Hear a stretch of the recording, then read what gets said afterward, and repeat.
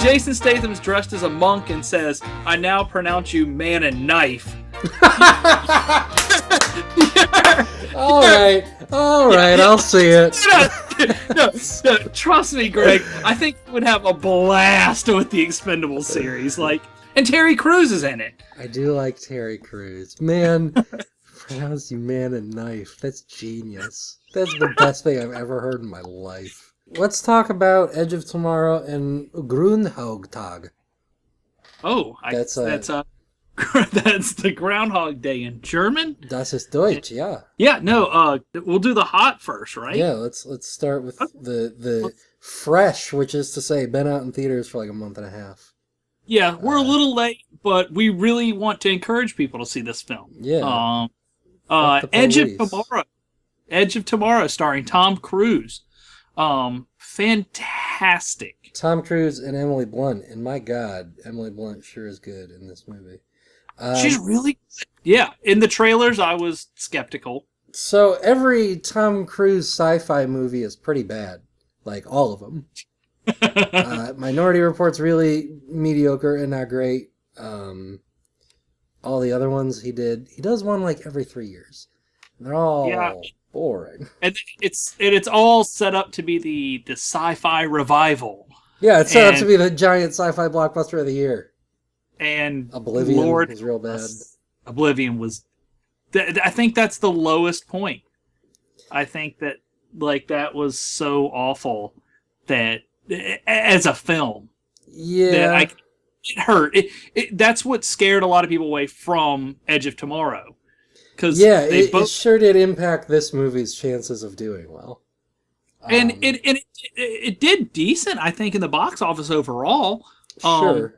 It didn't do what you would think, giant super megastar Tom Cruise would do, but he hasn't done that in years since Mission Impossible 3? The last Mission Impossible? Around there. Well, even then, he was not doing great. He had War of the Worlds. Yeah, that's true. Those movies just made decent money, but nothing crazy. Yeah, it's been a while, so... It sucks because this movie is... The marketing fools you into thinking this will be standard Tom Cruise affair. But it's really interesting and well done, and it's based on a graphic novel, sort of, called All You Need Is Kill. I haven't read it. Did you read it? I've read most of it. I didn't read the ending because I heard the ending... Well, I didn't read it when I was reading it straight through. I didn't read the ending because I heard the ending was different in the movie. Now, reading the ending... And I'm not going to spoil the ending for the book for anybody, but do go check it out if you haven't. But it's a cool ending in the book, but I really have no desire to see that. And I really actually the way the movie itself ended was all right, cool, fine. Yeah, and the ending in the movie was it's very different, but in a good way. I wouldn't say that the ending in this movie is unearned. I feel like they earn it, but I do feel like they are stretching, and it's a little... Yeah. There's some... That third act has some problems. The second act is phenomenal. That is such a good time loop movie. Yeah, the beginning... Basically, the premise is that he's reliving the same scenario over and over and over and over and over again. So he learns from basic mistakes what to do and how to manipulate everything, and keeps going too, because essentially a war breaks out. Right, there's a war between the Earth and aliens, and it's a video game. He keeps dying and has unlimited lives, and keeps playing the same level over and over and over until he beats it. And then and you get a little deep with kind of the there's a little bit of lore about the aliens in it that's a little whatever. Sure, but they explain it in maybe not the smartest or best way, but at least a way that's satisfying for the time being, so that we can get back to the time looping. Right, exactly. And they make sure that you're interested in Tom Cruise's character. Yeah. And that you're invested in him starting out, at first it's kind of fun, and then eventually you see holy shit, this dude's got to do this, and the only way he can start over is to die. Sure, and it's cool because, and this is something I'll bring up when we compare the two films, he gets to play an asshole for 45 minutes, he is a terrible person. The thing is, like, for a while, too, like, when you start the movie out, he's not really an asshole. He's just put in... He's military PR. I mean, he's maybe not an asshole, but he's a shitty guy. Yeah, he's definitely a shitty guy. He's a military PR guy. Yeah, and then when confronted with, the fact that he's actually going to have to fight, right? He turns into like, oh shit, okay. Yeah. And then he has to adapt, and he does. And he learns a lot of cool shit, and there's a lot of good scenes in that middle act. Yeah. And then it starts to roll again. And then Emily Blunt's character is just, she was phenomenal. Oh yeah, she's so her hook is she is this massive war hero who is the only person to have like won a battle against these aliens ever. And she well, I guess we can say why. It's not a huge spoiler. Yeah. She is the only person who believes him that like time is resetting itself over and over and over. Because what was it, the alien's blood? The right. main alien. The reason it's happening to him is every time he dies, the first time he was out, he like got hit with this alien blood of a specific alien, and so now every time he dies, it restarts. And the same thing had happened to her, but the effect wore off. So. And so now she's trying to help him relive all this over and over again to figure out where the alpha and the core of this alien threat is. Right. And yeah, and the climax of that's actually pretty entertaining too. I really liked a lot of the characters throughout the whole movie, even like the B-list or all the B-list characters in the movie. Like all the army grunts and everything, they were all fun. The drill sergeant guy, that showed up. I mean, everybody was pretty even entertaining. Even like shitty the whole the whole like troop is like very thin, like stereotypes and everything, and that's fine. They don't have to be, it's like angry British guy, angry British guy's friend, and like angry black guy. Yeah. And it's fine because they're all there pissed for like, off Mexican girl or what a British girl or whatever she is. Yeah, they all suit their need, which is to just sort of be cool. Yeah. And they play a decent role in the movie itself, like later on. They do just fine. It visually really cool stuff going on here. Yeah, and the commercials made you totally believe that it was a video game, basically. Oh, sure, yeah. It's very straightforward in the way it's marketed, and it does not capture like the dark comedy aspect of this whole thing. It just makes it look like a standard grisly action film. Go in thinking that it's a dark comedy, and you're going to have the time of your life with this movie. Yeah, it's absolutely an action comedy, and it's just really like grim and gritty in a lot of parts. And the third act sort of does devolve into a standard action film, but there's some fucking goofs in this thing. Oh yeah, there's a lot. I mean, you can tell Tom Cruise was totally having a good time. And it's been a while because like Oblivion was abysmal. Sure. And everyone working on that movie and starring in that movie and talking about that movie was just like, yeah, it's a space movie, cool. And going back to sort of the visual aesthetic, it's gorgeous. Like you get to see. There's one scene where it's like him being deployed, and you get to see it over and over and over. And there's so many cool different implementations of that scene because the whole thing is him being like dropped out of a ship and the ship gets hit. And so the whole time when you first see it, it is this massive chaotic sprawl and everything. And then he gets to like go through over and over and try and save as many people as he can and like avoid getting the ship dropped on him and stuff. The suits that they wear look really cool. It does all look like early 90s like sci-fi war anime. It looks great. Yeah. It's just really fun. Yeah. Aliens look real cool. They moved so perfect. Yeah, they got this really awesome sense of motion to them. They're all black and they kind of look Geigery, but they have these cool like splashes of neon color in there that works really well. They look kind of like the robots in The Matrix that were trying to break the hull. Sure, I can see that. But look kind of like more tenderly and just kind of flailing with direction, though. Yeah. And they were really cool. They were some of the best. Like I was very happy that we didn't have like when thinking about those aliens, I'm glad that we just didn't have them like stand up and have like two legs and just look like a Sure. humanoid per se. Like I get that that's a possibility, but I just really like a weird, crazy ass alien, just Yeah, like they flail definitely look and insectoid being and a threat. cephalopodic. Yeah, yeah. They're neat. And again, third act kind of does it. It pulls every sort of Hollywood blockbuster move you expect it to. Um, they do a really good job of like not necessarily forcing a romance between the two main characters until the end when they kind of force a romance between the two main characters. They do, and like my thing is, there becomes a point where he's relived all this so much that Sure. he and I totally get where he's coming from, and he becomes really attached to this girl, to Emily Blunt's character. And once you're doing this, we don't actually know an actual count, but judging from his precise accuracy, we'd say thousands probably at this point. Yeah.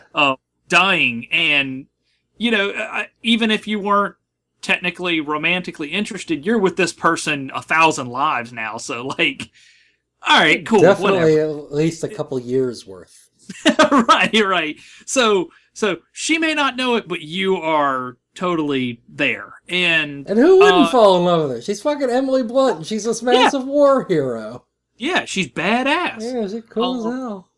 So yeah, I mean, I get it. It was a little forced, but at the same time, I had no direct issues with it. It didn't stifle anything for me. Sure. As far as the movie goes, the movie's still definitely watchable.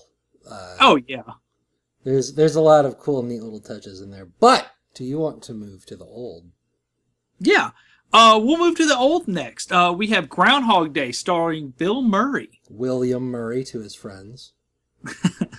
Bill Murray, the enigma that he is, starred in this wonderful film. It's honestly probably the most underrated script of all time. Yeah, Harold Ramis wrote that. Yes, he did. And God bless you, Harold Ramis, you saint. We miss you, Dick. Yeah, we do. I can't believe he would die. But yeah, that movie actually was what like broke their friendship up. Yeah. It's pretty crazy. Like there's some really cool stories that Bill kind of wanted to do his own thing, and I was like, "Hey, stop!" Like, let me make a movie, asshole. Yeah, like I get what you're trying to do, but that's not what we paid you to do. And yeah, it's definitely. It is paced very differently. I guess we'll compare them later, but it definitely has a structure to it that is far more character focused. Bill Murray's an asshole news cast member. Weatherman. Yeah, I guess he's just a weatherman. Yeah. I guess. I keep thinking that he's like part of the news, not the weather, not just the weather. But yeah, he's the weatherman, and he is just kind of a prudish dick. Yeah, he's not a who good thinks guy to he's be like around. got it. Like he became the weatherman, and everyone has to listen to him in Pittsburgh. And he's too good to be in Puxatawny. Yeah, and basically he has to go to on Groundhog's Day. He has to see Puxatawny Phil's if he saw a shadow, and do like a dumb little he saw a shadow today. Thing. Local news. Yeah, a little fun shoot that he just despises, and his camera crew and everybody that he works with is just like, okay, we're just doing this. This is going to be fun, and he's just a miserable ass. And Lord, does he pull that off. He was miserable to that first part, but then he wakes up every day in the same day on Groundhog's Day, basically to teach him a lesson. Stuck in Puxatawny. Yeah, and he's stuck, and he has to relive all of this over and over. So he creates his own life out of it, and it's pretty heartwarming by the end of it. Yeah, it's Groundhog's Day. If you haven't seen Groundhog Day, fix that.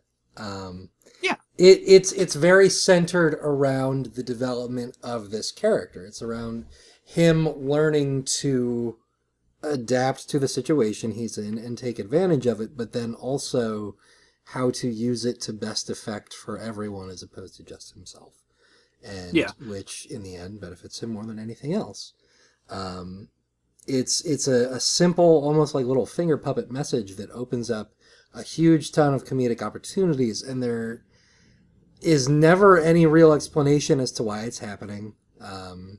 Not really, no. It's not about that. I guess it's technically like a sci-fi film, but it's not about... It's not about the weirdness of it. Right. Yeah. Yeah, you're exactly right. Like, you don't see like a crazy witch, controlling his fate, or no curses. Yeah, none of that. And while you could have made the point for a curse, until he got his head right, essentially, it's just kind of I think it would have kind of tarnished that. Sure, it's not about those things, and that would just draw focus. Yeah. It would, and it's fun the whole time thinking, okay, is this the thing that's going to get him to move forward? Because you're wondering, like, does he have to die? And at some point, he starts committing suicide repeatedly, right? And it gets very dark.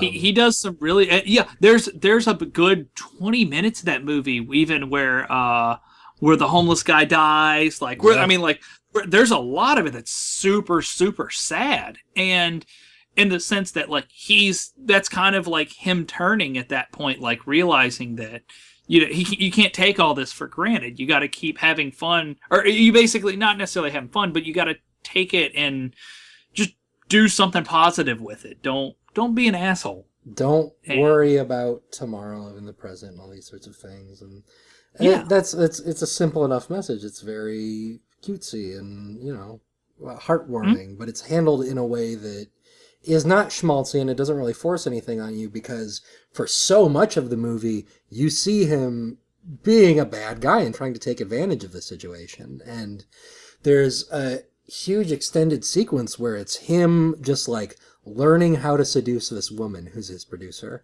And it's just over and over. He's like, okay, she doesn't like white chocolate, or she doesn't like when I laugh about French poetry, so I won't laugh about it. And he's going through, and it gets to the end of things, and you realize that's not what's going to move it forward. And he realizes that, and he gets very depressed and upset, and he is trying to figure out how to move forward until he realizes that he should just best take advantage of this situation for as many people as possible, because, like you said, there was an old man who died, and he couldn't do much to change that situation. And so this woman goes, sometimes people just die. And he goes, not today. And so he goes around the whole town saving everybody and fixing people's lives and making everybody happy and stuff.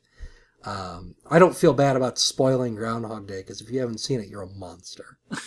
Yeah, it's like, for some reason that movie comes around on Thanksgiving every year. Yeah, like sometime around there, and I remember, like, I go occasionally, like, up to my family's house, and when I go for Thanksgiving, like, they had that was on. That was one of the random movies that was just on TBS or whatever one of the channels, but it's one of those movies that is just on, and you can watch it. It doesn't matter what part you start at. I mean, you're just it's one of those films. It's wonderful. It's fun, even in the dark parts. Like, it's fun. Like, and I don't know. It makes you think about a lot of things. It's asking a lot of questions without directly asking them. And even when it does, it's giving you shitty joke answers as opposed to really giving you any answers, which you're supposed to sort of arrive at yourself. Like, he's talking to these two drunks about, like, what would you do? The world's going to end tomorrow. You have one day to do whatever you want. And they go, that means we got no consequences. We can do whatever the hell we want. Blah, blah, blah. And so he starts, like, he's drunk, and he starts driving this car into a train. And there's a lot of really fun and weird and dark things about that movie that make it that charming, and Bill Murray really pushes that along. Yeah. So nobody else could have done what he did in that film. Like, he's I hated Bill him Murray. the first. There's no getting around that. Yeah, I hated him in the first bunch of that part of that movie. Yeah. It's like, God, this guy is like he's so different from Peter Venkman at this point, Yeah. where Peter would just play it off like, yeah, whatever. Like, this dude is an asshole. He's aggressive in his shittiness. Oh yeah, and you know, hey, it all worked out in the end. So do that. See Groundhog Day if you haven't. So do we want to compare these two films? Because I think I have a lot to say. Okay, yeah, go ahead, jump right into it. Yeah. So I rewatch. I've only seen Groundhog Day once before tonight. I rewatched it tonight, like 10 minutes before hopping on here. The editing in both of these movies is handled really, really well in entirely different ways. Like, the way that Edge of Tomorrow does it is it's constantly like it's flashing the steps that he has to go through up to the moment that's important. And so it's like, okay, wake up, go into the barracks, get on the plane, drop onto the beach, find her, come back, blah, blah, blah, blah, blah. And it up until like the moment where like, okay, now we're going to move forward. And that's important to the way that movie's handled because it's supposed to feel like a video game. The point is that it needs to feel very repetitive so that it can become muscle memory. Whereas the editing in Groundhog Day is very just, okay, let's try that again. And they cut out all of the stuff leading up to the important moment. And I think that's a really cool way to handle those sorts of things.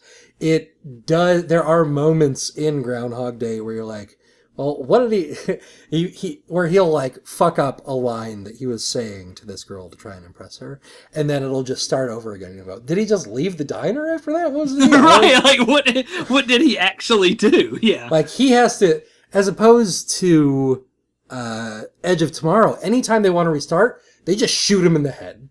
And like, yeah, and it's great. It's hilarious like, up to a point. Oh, he broke his arm in training, and she just is like, oh, sorry, boom. Like anytime he gets injured, she's like, again, pops out her Glock, pops him in the head, and it's kind of funny because it's just being handled with this super ruthlessness. Whereas Groundhog Day, like you do recognize he has to live all those days still. Yeah, he just fucks them up sometimes. The realization that both of them had too was really fun for me. Like, because Tom Cruise is waking up on this on this like bed of bags that are on this Navy ship or at this base. He's about to be deployed. Yeah, and like he gets up and has to talk shit to this drill sergeant guy who's just like in charge. I think he's lieutenant or general. I don't know what he is, but he's just this like exactly how you would think this like upper class military guy is, and just drills him and just drills him and drills him, and like they think he's trying to run AWOL and all this stuff, and it's beautiful. And then with Bill Murray waking up and Groundhog Day, like that first lady he meets downstairs that runs the bed and breakfast, like she's just a delight. And the first morning he is just a dick, and like he slowly becomes like enamored with the whole town and like knows everything about it, and then becomes like the sweetest guy there. Meanwhile, Tom Cruise is still repeating the same shit, but and everybody hates him from the top of it. Right.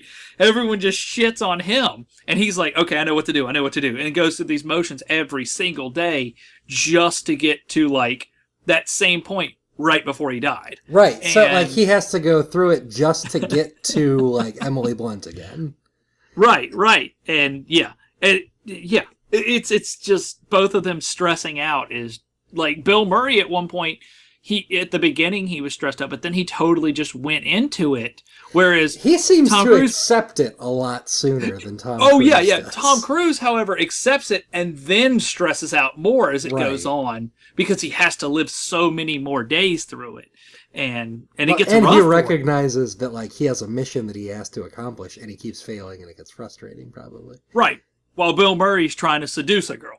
Right. Bill Murray's just like, being like Bill his Murray. His end game, he thinks years. He's trying to get laid, and it turns out that's not what it is. Like, yeah, not really about that, Bill. Yeah. Phil. His name's Phil in the movie. That's right. So I don't know if we want to wrap it up. Edge of Tomorrow sure is going to be a cool Blu-ray. I'll tell you that. Man, I cannot wait to see that on Blu-ray. I can't wait to hear the commentary. Yeah. There's going to be a lot of fun things on that. The deleted scenes are supposedly they're different ending. Oh, wow. Yeah.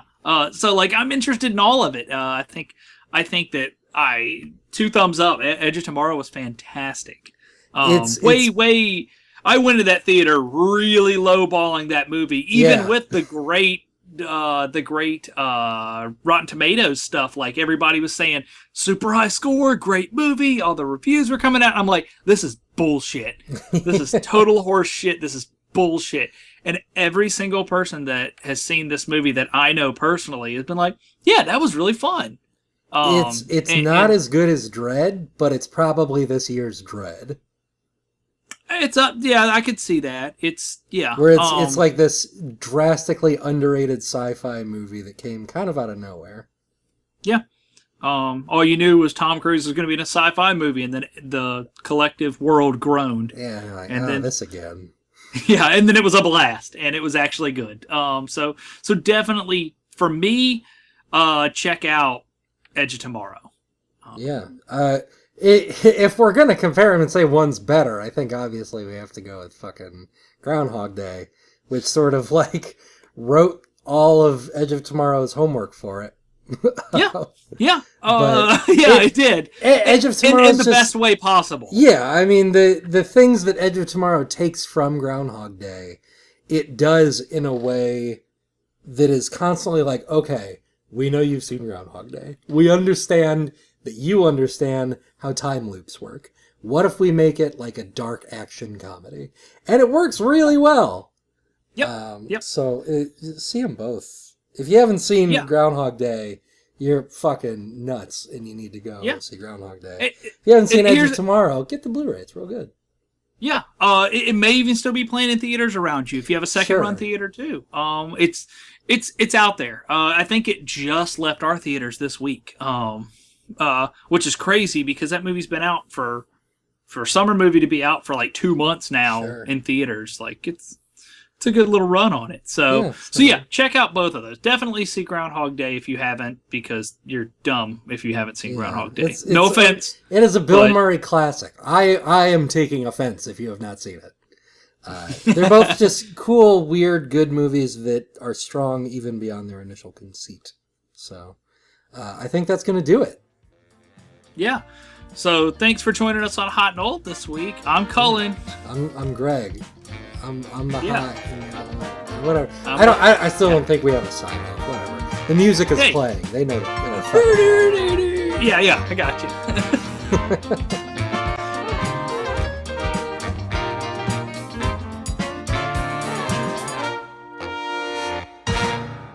Doing a professional radio show on the internet.